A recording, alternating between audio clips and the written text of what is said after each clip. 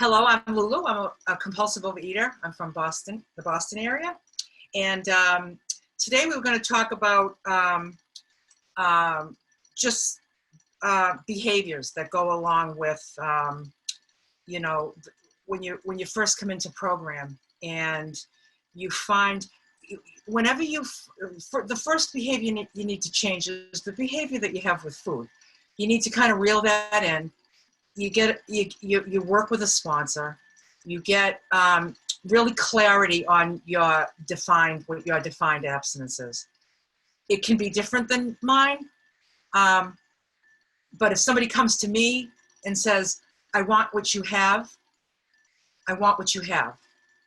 So you kind of have to do what I do. If you want what I have, you got to do what I do. So I would never say, "Oh, do any food plan you want. Just don't have sugar and eat anything else you want." Like that's, I mean, I don't know that we would connect well because I don't get that, because most addicts, I don't know, I'll talk about myself. I don't have like a moderate bone in my body. I don't even know how to make a moderate meal if I even tried. But I do know because of the food plan I follow. And so I do know what works and I do know what gives me peace.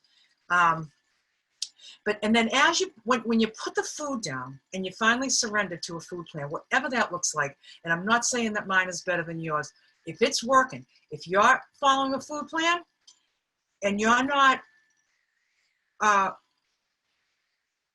negotiating things, even if you're negotiating another apple, like if you're negotiating things and you're spending your life just back and forth, I wonder if this is okay. Oh, was that too much or not enough? Then at the end of the day, you're like, yeah, I think it was an abstinent day. I think it felt good, but I wonder if I ate a little too much. See, this is all eliminated, just totally eliminated when you just have a very structured food plan. So that's what I want, because in this restriction, I get freedom, and I want freedom.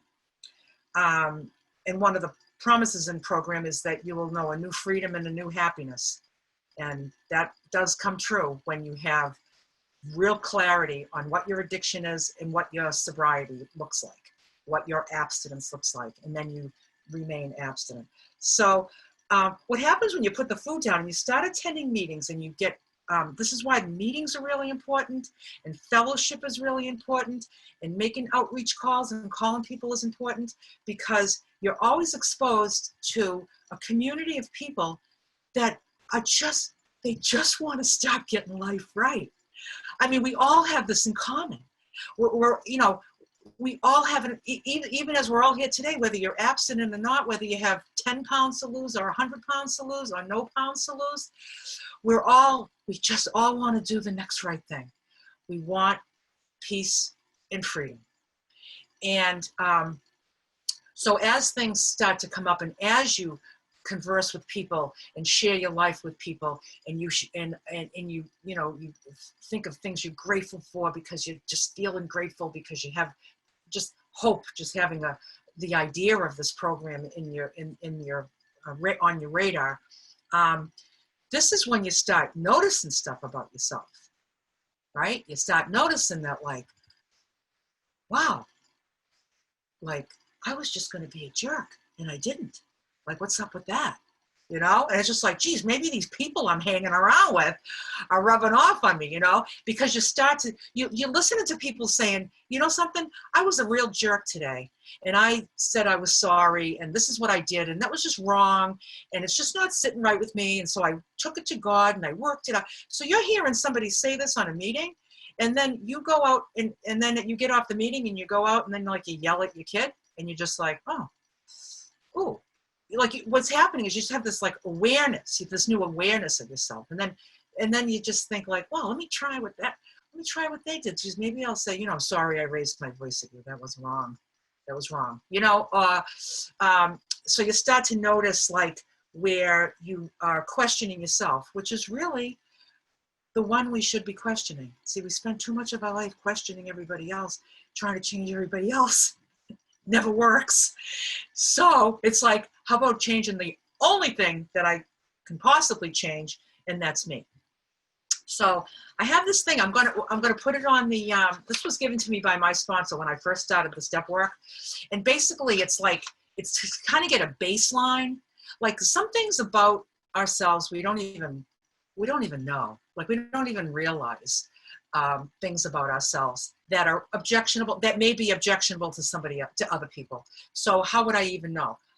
I think I'm a blast. I was a fun drunk, you know? Well, maybe not everybody thought I was a fun drunk, especially the boyfriend that was my babysitter and drove me around. He was my designated driver. I bet it wasn't fun for him, but I thought I was a fun drunk. So I know we're not talking about drinking, but you see what I'm saying? It's just kind of like, you know, it's interesting to really take a hard look at the chemistry of you and your behaviors and the way that other people feel in your presence. And to what I learned in this program, it's just like, what would happen if like everybody that came into my presence felt blessed by me? Like, what if I was a fountain instead of a drain? How about if I didn't have to drain people and complain about my life to people? Like, it was just like this new idea. Like, that's what this program is. It's a new design for living. It says it right in the big book. We needed a new design for living. It doesn't say we needed a diet. It doesn't say we needed to go to detox because we were alcoholic. It says we need a new design for living. So my sponsor gave me this, and she said, go through this and just highlight anything that you think sounds like you. And it's called 50 Fruits of Pride. And there's 50 things. There's 50 things, and it's 3 pages long. And we're going to scan it, and we're going to put it on the, we'll put it in the PDF right next to the recording of this that's going to be called, why don't we call it 50 Fruits of Pride? Yeah? Okay. So I invite you to print it, and then highlight the things, especially if you're early in recovery. Highlight the things that you're just like, oh, geez, I do that, and I think like that, and I act like that sometimes. They're very, very specific little things. And then what's really cool when I did this was that, like, 6 months later, I was like really far into my step work, and I revisited it, and I was looking at these things that I highlighted, and I saw some of the things that, like, wow, that, like, I don't do that anymore. Like, you don't even, like, this is what, it was things like this that really cemented my my faith in a higher power, because I was just like, I don't even remember trying to stop doing this. It just seemed like it was just always, it was what I was receiving mostly from all the fellowship meetings, things I was hearing, and just wanting better for myself, and also doing my step work and unraveling my life and my relationships. When I had my step 6 list, which is, you know, the objectionable things about me that I wanted to be removed, and then step 7 is to pray to have them removed. You know, I was just like, wow, I didn't even really know I was like this, you know. And but I'm just going to read a few just for the people that are listening live right now, just to get an idea. You know, I'm often anxious about my life in the future. I'm overly self-conscious. I fear man more than God. I often feel insecure. I don't want to try new things or step out of uncomfortable situations. I regularly compare myself to others. I'm performance-oriented. I want people to be impressed with me. I want my accomplishments known. I like to be the center of attention, and I will say or do things to draw attention to myself. I like to talk, especially about myself or persons or things I'm involved in. I want people to know what I'm doing and thinking. I would rather speak than listen, and I have a hard time being succinct. I think highly of myself in relation to others, blah, blah, blah. I tend to give myself credit for who I am and what I've accomplished. I tend to be self-righteous. I often feel ungrateful. I tend to grumble about what I have or my lot in life. I find myself wallowing in self-pity. I have a hard time listening to ordinary people. I interrupt people regularly. I don't let people finish what they're saying. I listen to teaching with other people in mind. I constantly think of the folks who need to hear the teachings and wish they were here. Oh, I used to do that all the time. It's just like, I think that means you need to hear this, you know? Here I am like, oh, if only so-and-so, because she's like this. Oh, she could hear this right now. It's like, oh, goodness, I got to tell her about this. I'm not very open to input. You know, I have a hard time admitting I'm wrong. I resent people who attempt to correct me. I'm self-willed and stubborn. I have a hard time cooperating with others. I'm independent and uncommitted. I lack respect for people. I don't think very highly of most people. I'm divisive. I tend to resist and resent authority. I tend to be critical of others. I find myself feeling or talking negatively about people. I subtly feel better about myself when I see how bad someone else is. I find it far easier to evaluate than to encourage someone else.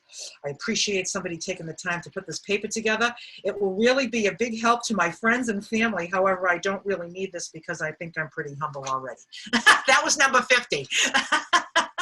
So you get the idea. There's so much I didn't read because each number has kind of a few little sentences. So I just plucked. But this is what you would call a baseline, right? So if you take this and you print it, and everywhere you find yourself, and I had a lot of highlights. I had a lot of highlights. And don't even for a minute think that this is self-bashing. What this is this is self-enlightenment. It's kind of like, I want to know. Like you get to a place where you want to know, because how do you fix anything that you don't know? You don't even know what it is. Same thing with the food. I was powerless over food and I needed power. I didn't know. I thought I needed Jenny Craig. Jenny Craig's going to do it. This personal trainer is going to do it. I'm going to hire because he costs so much money per hour. When I pay all that money, thank you. When I pay all that money, of course I'm going to do everything he says. Wrong, right? So you just on and on and on. So it wasn't until I really understood my problem, which I found in this program. It's like I eat alcoholically. That's just, I mean, look at any drug addict and they just go after the drugs the same way I went after the food. It's just like, and it makes no sense. I'll be like, how can you be doing that? You know, God spared me drugs. I don't even know how that happened. I have no idea how that happened because I am such an addict. And I don't know why I was spared drug addiction, but I'm grateful for that. But I did have to battle alcohol and cigarettes and food, but I'll take it. It's made me who I am today. So sometimes, you know, you gotta kind of your face kind of has to hit the pavement before you get up and start healing, you know? And that's exactly, my face was in the pavement.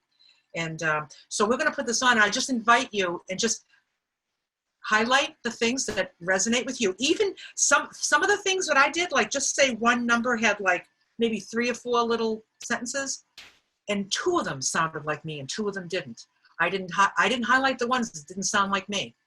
So I could also see the things in which I don't do, and I'm grateful for that too.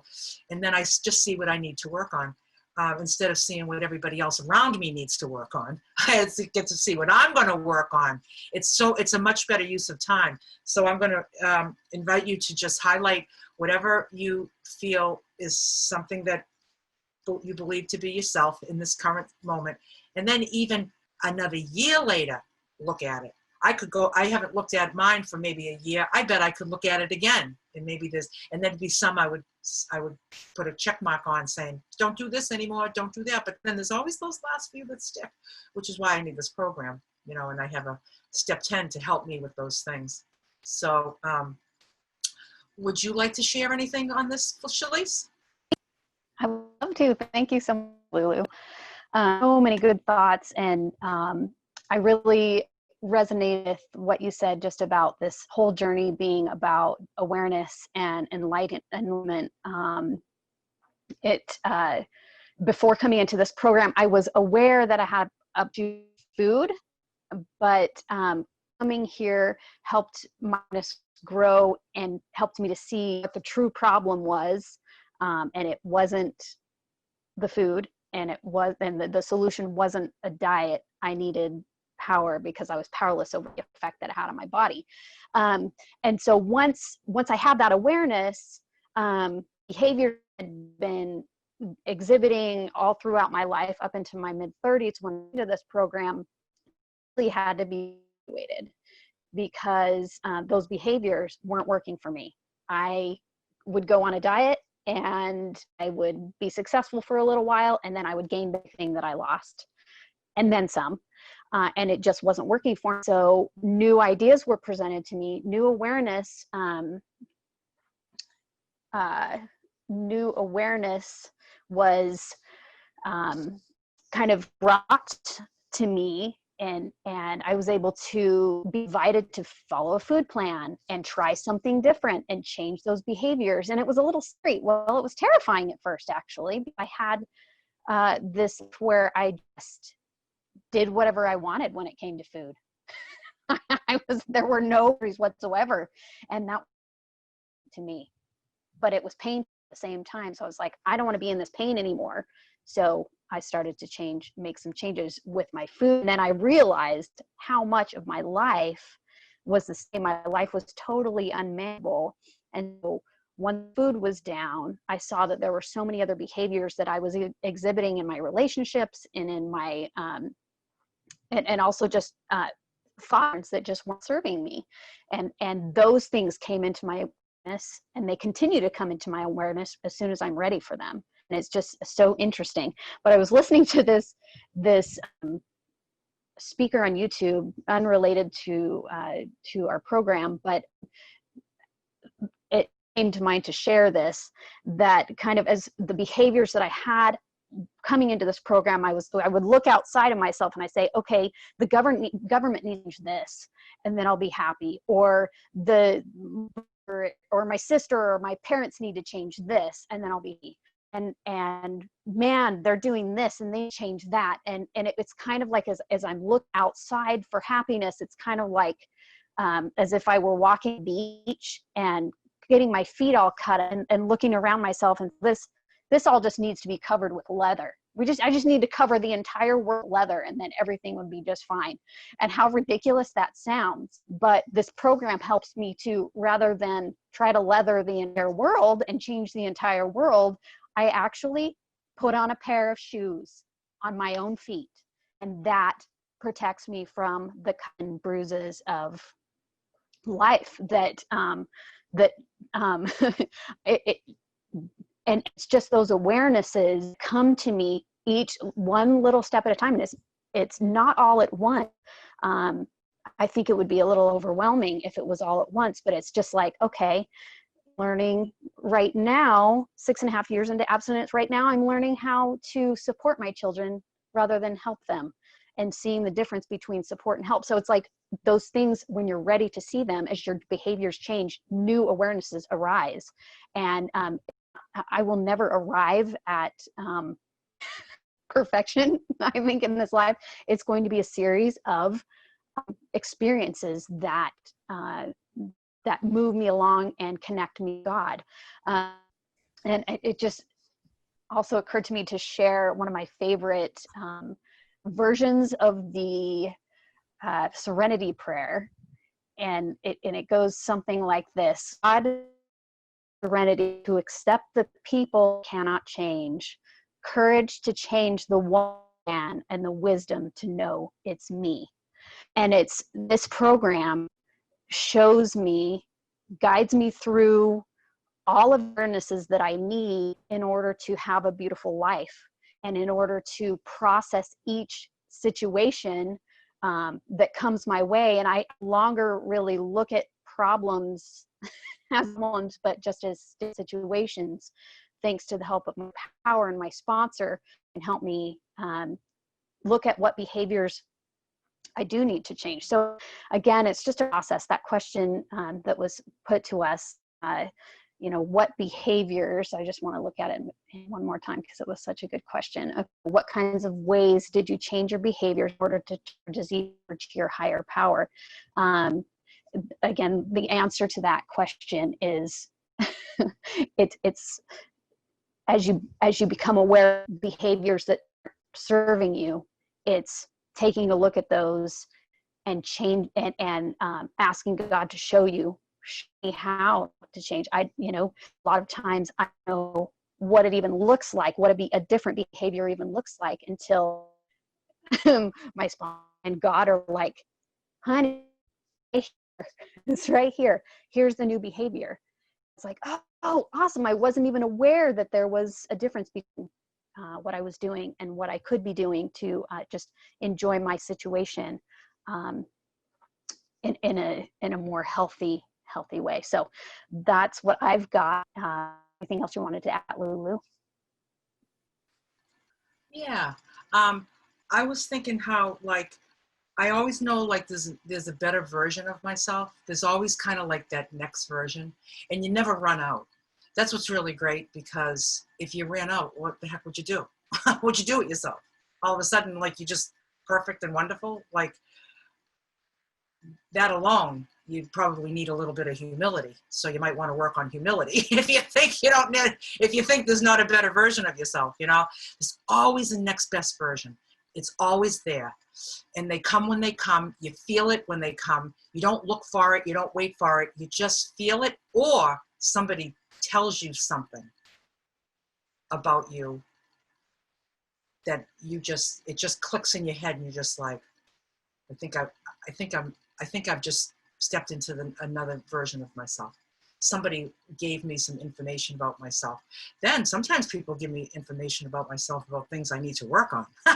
You know, either that, or I can be totally insulted and just, you know, be defensive. Instead, I listen when people tell me anything about myself. I listen to the things that feel good, and I listen to the things that don't feel good, because it just shows me the work I've done, the work I need to do. And there's always a next version, and they're so subtle, they're so small, but you know it when it's there, because you're working your ass off.